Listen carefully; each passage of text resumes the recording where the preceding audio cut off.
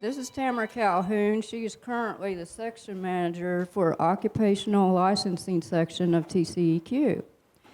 Tamara has worked with Occupational Licensing section for 20 years. I'm not planning on being with TCEQ that long, but I started a couple years ago, so thank you for your service. In 2006, she led the program staff that assisted in TROLLS, the training roster online submittal system. It is now a successful reporting system for our training providers. In March 2016, she was the lead program staff that helped develop and implement the e-application program, as well as the pre-approval process. In 2018, she was a key individual in the development and implementation of the Occupational Licensing Electronic Application System, also called OLEA. It is an online application. Please welcome Tamara Calhoun. Thank you, guys. Can you hear me? Great. I forgot to request a step stool, so hopefully you guys can see my short head over the podium here. That's a joke. I wasn't going to request a step stool. But, and actually, I'd like to actually correct that. I've actually been here for 21 years now, and all of it has been in occupational licensing, which is pretty much unheard of at the agency because people bounce around, to gain the knowledge. But I found my calling 21 years ago and have been here ever since. I see a lot of familiar faces in the audience. Hello to you all. It's good to see you. So let's go ahead and get started. So we're going to be talking about some OL statistics. You all kind of like to know the numbers of what's going on in our area. We're in the process of doing rulemaking right now, which is a hot topic due to some statutory changes and things like that. We've got the provisional license going on, the high school program, which is a very hot topic, and our fingerprinting, which we're proposing to implement in our rules, and the resiliency training, and things like that. So that's what we're going to be talking about today. First of all, just kind of an overview of what we do in occupational licensing. First and foremost, we license individuals. We have 10 different licensing programs, so that's the majority of what we do. We do have a training team, and that training team approves the training provider and the training that you all have to take, including this conference today. Our team approved all of that for your continuing education credits. We also develop and maintain exams, our own exams. A lot of other state agencies contract that out. Or other states contract their exams out, but we do it all in-house. And then we also perform JTAs, which are job task analysis. And over the years, we'll do surveys, and we'll ask you guys questions of what's imperative that you do in your job, what's high priority, what's low priority, things like that. And then we take that information and we review the training and or exams to make sure that it is capturing what is needed today, because we do understand technology changes, rules change, things like that. But we do have 10 licensing programs, so those JTAs take a year or more, so it does take a while to cycle through. So some of you mentioned, oh, this question is outdated. We understand that, but we have put measures in place now where we can update those as we go, which is great. So please feel free to continue to share that information that you find. So just some licensing statistics. We have over 57,000, almost 58,000 licensees and registrants in the state of Texas. Last year, FY23, which we're about to close FY24, but last year at the end of our FY, we issued almost 21,000 licenses. So our licensing staff is definitely busy. And we processed over 17,000 exams. So again, pretty busy. Here's just kind of a pie chart of our different licenses we have and how many we have in each area. Obviously, the most licenses we have is in the drinking water program, followed by wastewater, then on-site landscape irrigators, backflow prevention, and CSI. And then our smaller universe is made up of our water treatment specialist, underground storage tanks, leaking petroleum storage tanks, and MSW. So there's kind of a little rundown of all the licenses that we issue in conjunction with y'all's water and wastewaters. So we are now 100% CBT on all of our exams. We made the final push a few months ago to move the OSSF site evaluator to CBT. So now all of our exams are 100% CBT, which offers you more opportunities to test. Some CBT centers offer weekends, so you don't have to take any time off of work. But they're a little bit more flexible than what some of you guys may be used to when we gave exams at the region offices or here at our Austin office once a month, and then some of them went to quarterly, things like that. So our CBT centers definitely open more opportunities, and you get immediate test results, and we issue the license within a couple of days of you passing, if not the next day. We also now have a wide variety of Spanish exams, and I just want to clarify that on the CBT, there is no difference from the English and the Spanish exam. The exam will come up in English, and there will be an attachment that you can click on and read the question in Spanish. So some people get confused and they're asking the CBT center, no, I need a Spanish exam. Well, they're kind of all inclusive. So you just sign up for a test, and these tests right here are available in Spanish or English. So you don't have to request a special one is what I'm getting at. So as I mentioned, we have opened the rules. We are making some rule changes, and we are actually going to agenda on August 28th to propose these rules to our commissioners. And once they approve the rules, then we can share the language that we have come up with. Today, I can share the ideas that we have, but I can't share the exact language that we have until it's been approved by our commissioners. These are all done by statutory changes that came from the 88th legislative session, now 2 years ago or so, a year and a half ago. Those of you that don't know, our rules, a lot of our rules are mandated by the statutory, and those statutes are mandated by the legislator. So what they say we have to do. We do have some leeway if it just says TCEQ has the authority to renew a license. Well, then we come up with the renewal requirements. You must do A, B, C, D, right? But a lot of these do come from statutes which are voted on by the legislators. So House Bill 2453, this is allows us the ability to issue a digital license. With all the changes we have going on right now, our department is not going to transfer over to that. We will in the future, and we'll let you guys know when that happens, because I know some of y'all are really excited about it. But right now, we're going to continue to mail the licenses as we've been doing. The statute just allows us the ability to issue a digital license. It doesn't require us to. So we just have a lot going on right now with the other rule changes, so we'll get that in the future. Senate Bill 422 requires TCEQ to process and issue, if available, a license to those military service members or their spouses within 30 days of them submitting the application. So what that means is if you are a military or a spouse of a military, current or veteran, basically we make sure that your application is processed in way less than 30 days. I can tell you right now, everyone's application is getting processed in less than 30 days. So, there's no sense in calling and saying, push mine forward. We're going to do that, but we're processing everyone's within a couple of weeks right now. That's what our time frame is at the moment. So everyone is getting processed in less than 30 days. Another one is the provisional license. Now, this one we've actually already implemented because the legislator made it mandatory for us to start doing it in September of 23, or October of 23, I think it was. And so we started accepting application for provisional licenses, House Bill 1845. And what this is it is a provisional D wastewater or a provisional D water. It's all the same licensing requirements that you have to get the regular license, with the exception of a high school diploma. So this opens up opportunities for not only high school students, but those individuals, no matter the age, if you do not have a high school diploma or GED. And we get that question a lot. Is this just for high schoolers? No, this is for anyone. Now, the provisional license is not renewable. So you have to, if you want to stay in the field, you will need to convert that license within that 2 years that you have that provisional.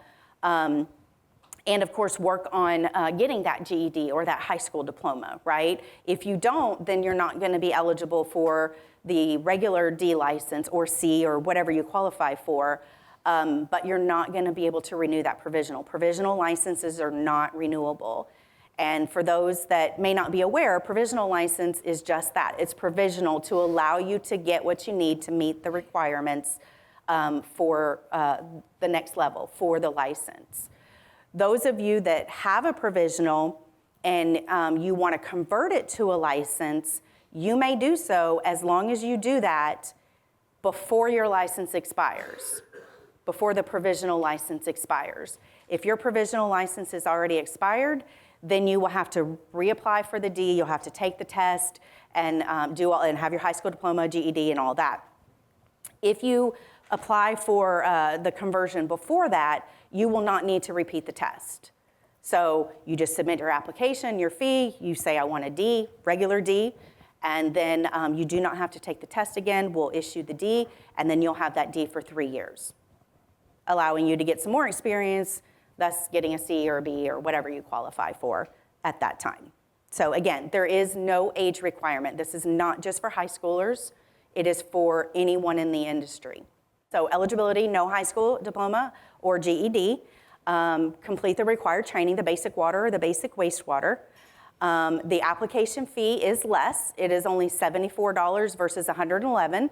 How we came up with that is we took $111, divided it by 3, and then multiplied it by 2, and that's $74, right? Because you have per year, and then it's 2-year license. So that's where the $74 came in. Of course, everybody has to pass a criminal history check and pass the exam. So the initial exam with a provisional license, convert it before it expires, and you do not have to pass the exam. You're welcome to convert it a year into that provisional, or 18 months, or 20 months. But as long as you do it before it expires, you will not need to repeat the test. This person does need to act under the direct supervision of a license holder, and valid for 2 years, not renewable, and not reobtainable. So if you had it, say you got out of the industry, 5 years, you come back, you can't get it again. You need to go for the D. So at that point, you will have to have your high school diploma or GED. So just keep that in mind. This is to allow those individuals opportunities to get that high school diploma or GED. And we've already covered this. To upgrading it, you just apply before the license expires. If you don't, you'll need to just reapply for the whole thing, including retest. All right, so the high school programs. So the current high school program that we have, and it's still kind of in place, it's just not as easy to do, but a municipality can collaborate with a high school and work with them to hold a class, basically, with a approved training provider at their school.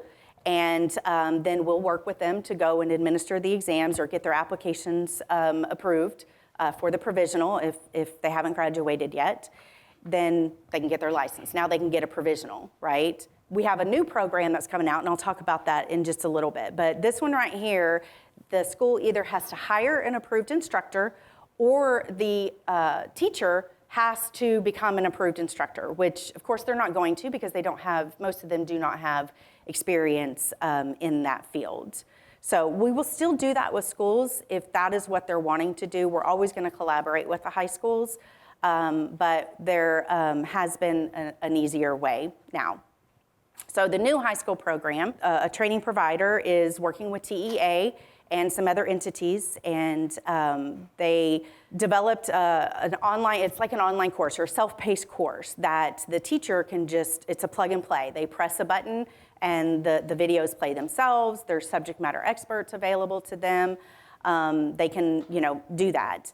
And they just collaborate with the training provider, and any ISD can use it. Once they've taken that class, it's just the basic water class right now. Basic wastewater is still in works.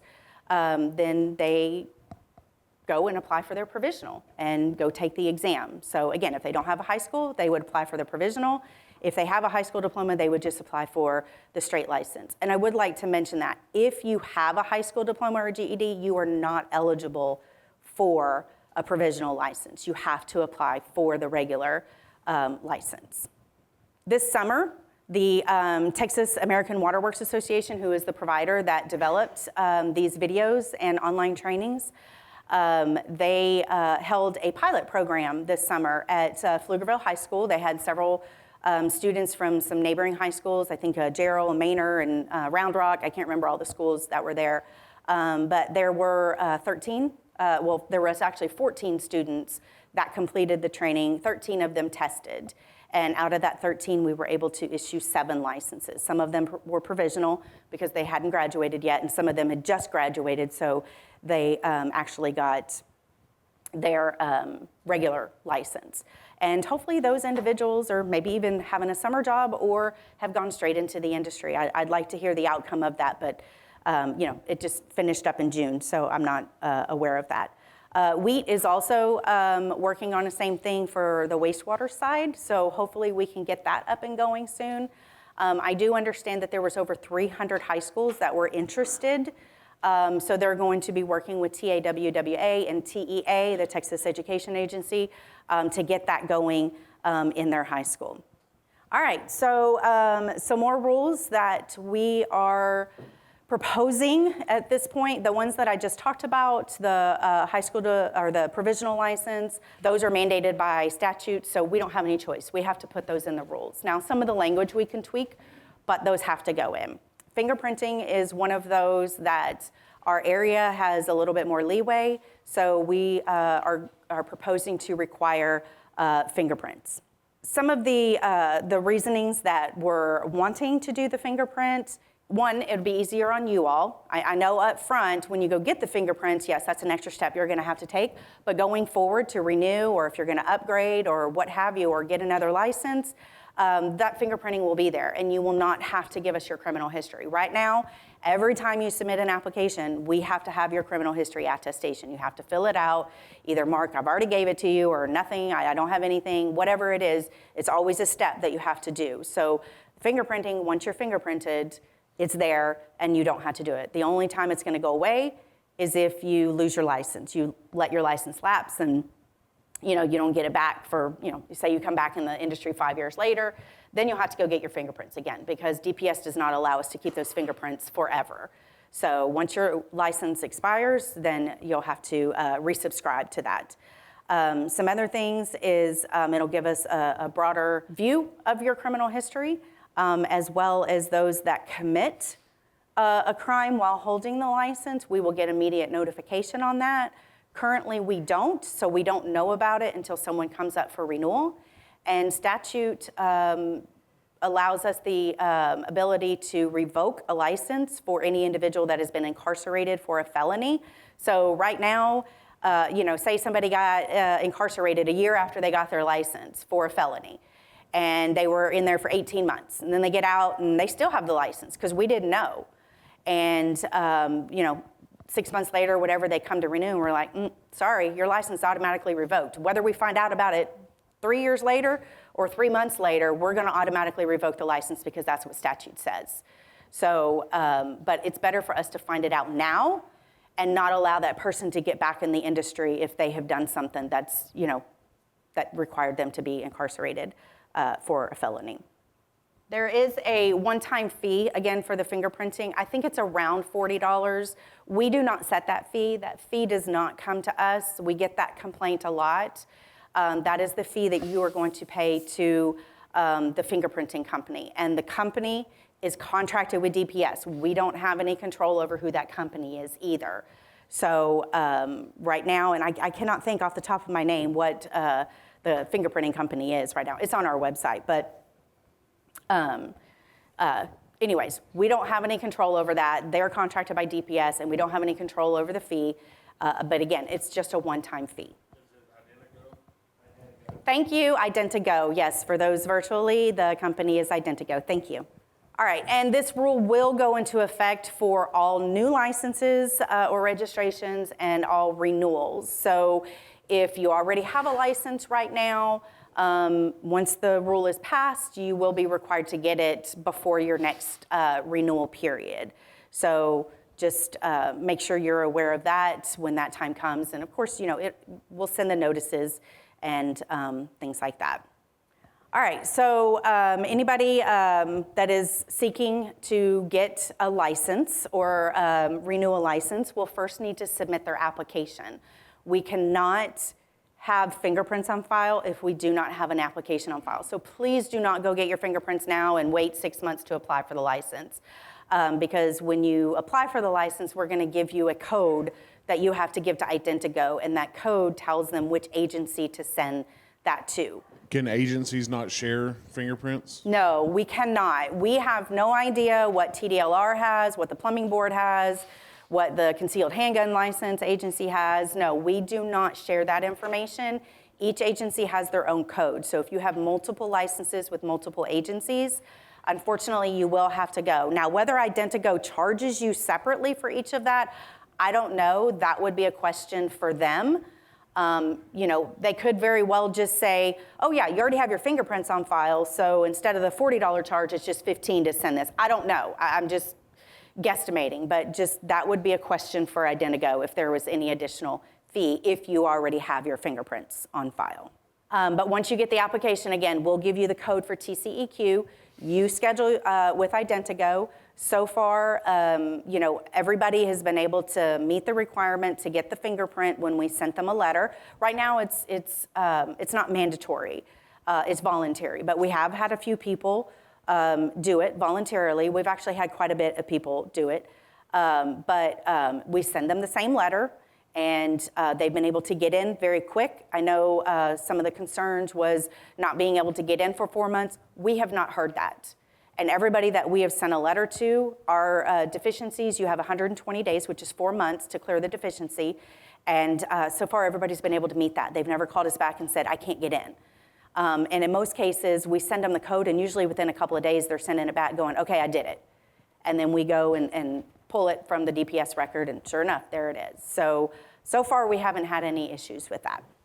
All right, and we covered if you have another license with another agency, you'll still need to be fingerprinted and send the fingerprints to TCEQ. All right, so we will have obviously some waivers from fingerprinting, and it's gonna be geared more towards people that can't get their fingerprints done. Some people are born with an issue that they don't have fingerprints, or maybe they were in a fire or something, or unfortunately, they don't have any hands or arms, obviously you can't do fingerprints if you don't have them. So there is going to be some opportunities for waivers. And when we, after we get the rules done and everything, we'll kind of come up with all the ifs, ands, and buts about that. But if you're concerned, then we can talk about it and see. But majority of the people are going to be required to get their fingerprints done. All right, resiliency training for water operators, which is another hot topic. All water operators, D through A, will be required to take the resiliency training. And this came from the 87th legislative session, so 2 sessions ago, due to Stormageddon, Snowmageddon, Uri, whatever you want to call it. It came from that because there was a lot of water systems that went down, and unfortunately people just didn't know what to do. And it's not a matter of they didn't know what to do, they didn't know where to go for help. So the legislative said, okay, you're gonna make all these water operators take this resiliency training. And what it is kind of telling you, how to do stuff and where to get stuff and who to go to and, the ifs, ands, and buts. So, hopefully we never have that type of situation again. Now, we can't help if we get a freeze, but what we can help is how our water systems are still up and running at the end of the day, or that, we were able to keep the diesel and the generators from gelling up, or how to maintain your generator, how to start your generator. You can imagine the things that we heard along the lines of people not being able to get their systems back up because they didn't know how to run a generator. So, that's part of the topic as well.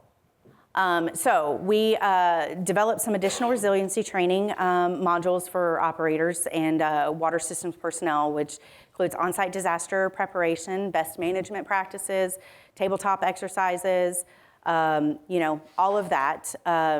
build socialized teams to assist the operators to perform on-site resiliency assessments, recommend additional measures, to harden the critical infrastructure, things like that. So all of this will be in the training that you're given, and I'll go over the details of how you have to take the training in just a little bit.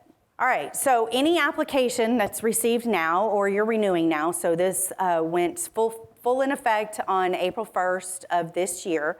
So anybody that has to renew or is applying for a license now must have the 2-hour resiliency overview.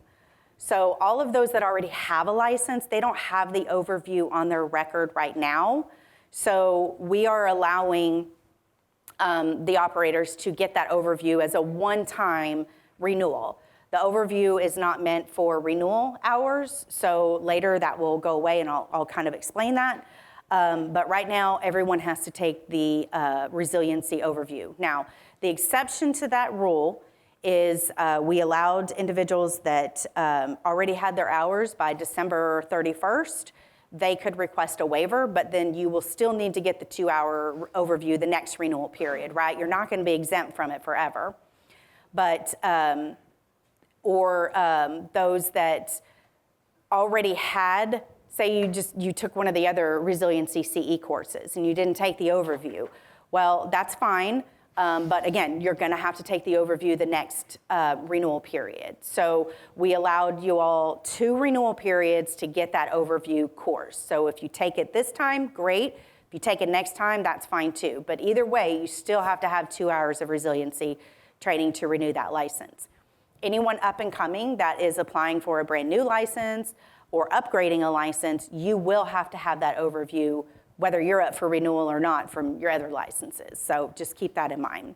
In the first 2 renewal cycles, you have to take 2 hours of the resiliency. Going forward, so hypothetically, you're renewing next month, you took your 2-hour overview, that's fine. And say you have another license that's up for renewal, another water license that's up for renewal in 6 months or whatever. That overview will count towards your hours, but it's not going to meet the resiliency CE requirement. So for that license, you will need to take the CE resiliency training. And of course, any future license going forward, you'll have to take the at least 2 hours of the CE training to renew. If you take the overview again, that's fine. Again, it'll count towards the total hours. It just won't count towards meeting the resiliency requirement. So hope that makes sense. All right, so here is the training that is offered in the resiliency. So again, the overview is just that. It is just an overview of all of these topics. And it's more or less of, where do you go for assistance if this happens to your system? And, they'll give you some really good information from FEMA and other areas that'll be applicable to this. So the first thing is the overview, and we just want you to kind of get an idea of each and every topic and where you can go for assistance on this, okay? Then the CEs will be a further breakdown. So for instance, they'll take the incident command system, and then they'll do a 2-hour training on just that. So it will be a more broad topic and covering more details on that.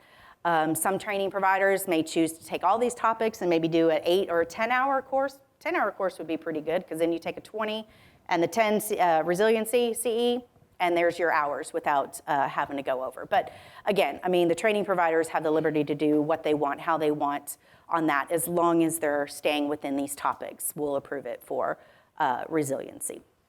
So again, we're working on the rulemaking. We go to agenda August 28th. After that, the rule language will be open to the public for commenting and all of that. If everything goes well, then we are expected to adopt those rules in early 2025.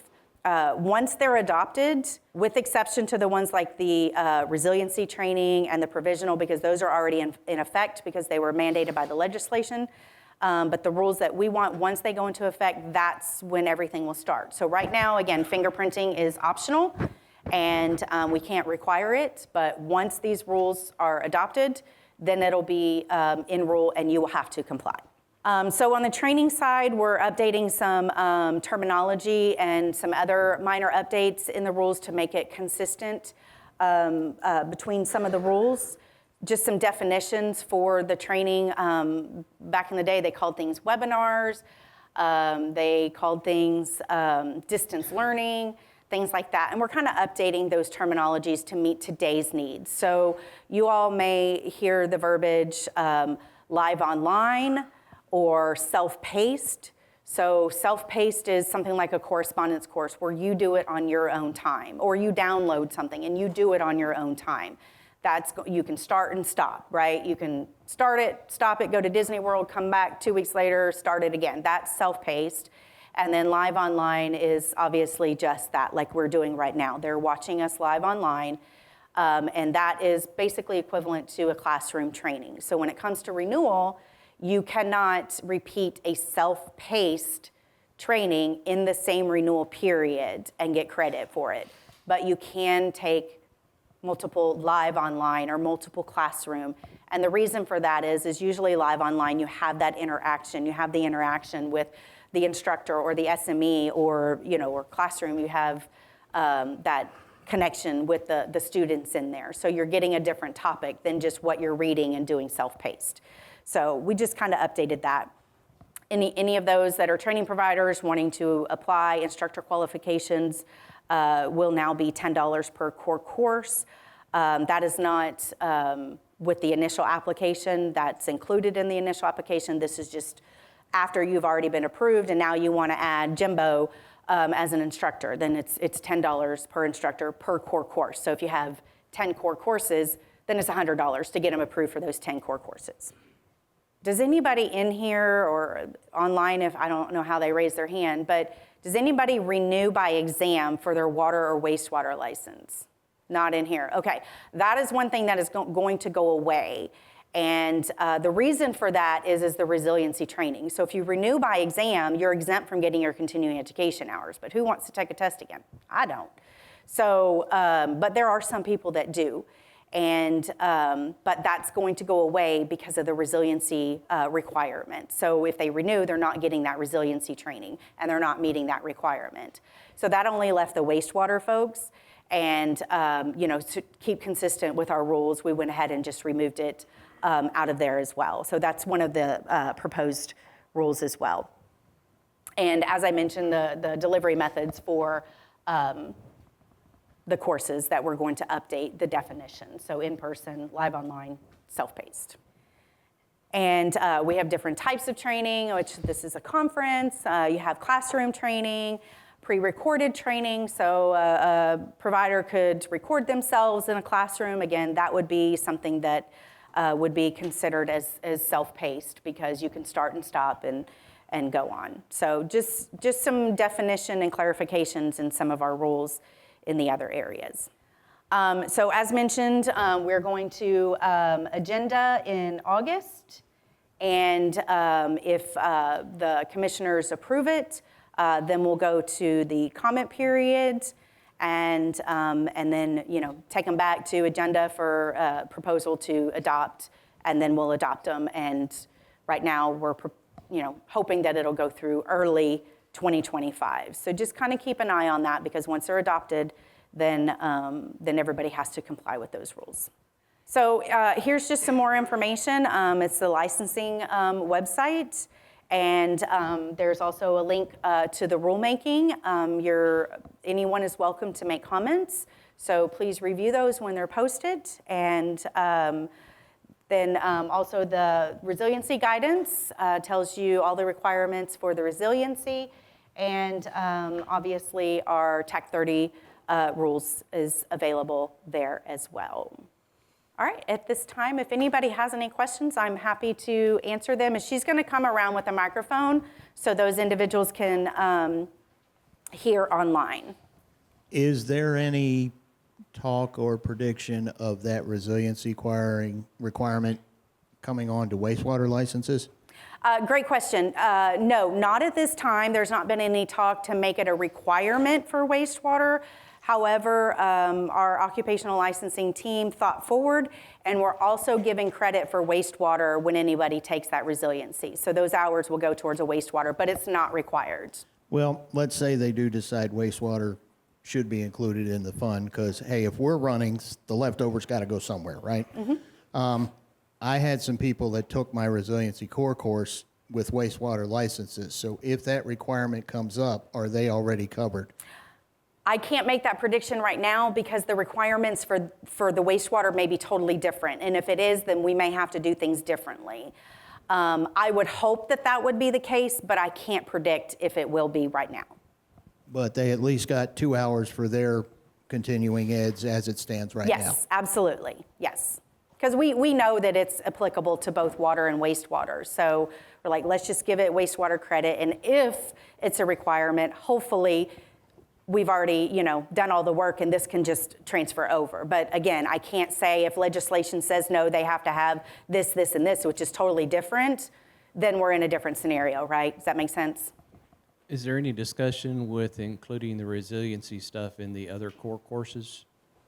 So the training providers have the option to do a standalone overview or include it in the basic water.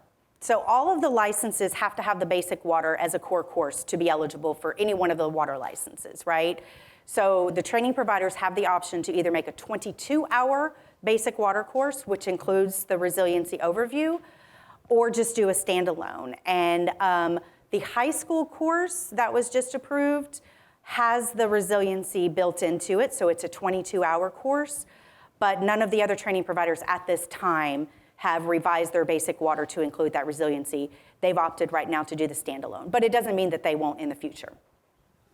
I was wondering, I just got the resiliency and I just did that course and then I just renewed my license. Will I have to do it for my next renewal too, take that class over? You took the overview course? No, I mean, I took the resiliency class. I was just wondering, do I need to take it over when I renew my license again on the next cycle, or? You are required to have 2 hours of resiliency training every renewal period. Oh, okay, I got you. But you have to have the overview first, and then after that, you have resiliency continuing education, which there's different topics.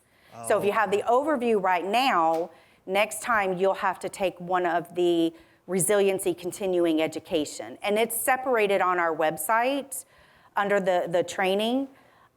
There's actually so you have drop downs for each of the program. It's CSI, water, wastewater, whatever, and there's one for resiliency alone. And it shows what is available for CE and what is the overview. So it's separated out. So look at that next time you're up for renewal where you can get the continuing education. The question was, so we just can't do the overview every time?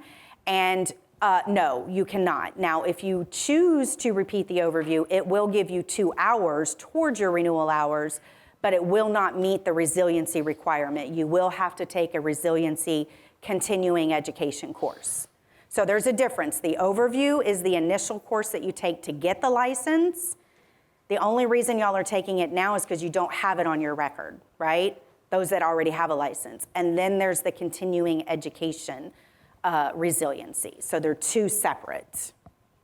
So let's thank our presenter, Tamara Calhoun. And Thank you. if you have any more questions, we encourage you to go to Tamara Calhoun at tceq.texas, spelled out, .gov.